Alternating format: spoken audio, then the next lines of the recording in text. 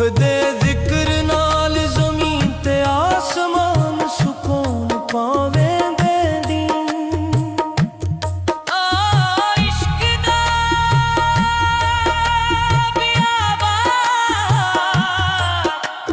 जिथे फकीर चलदा ओ राह विच बहारां लगदी नी। पर हर बहार दे नाल दुख भी जुड़िया हुंदा है।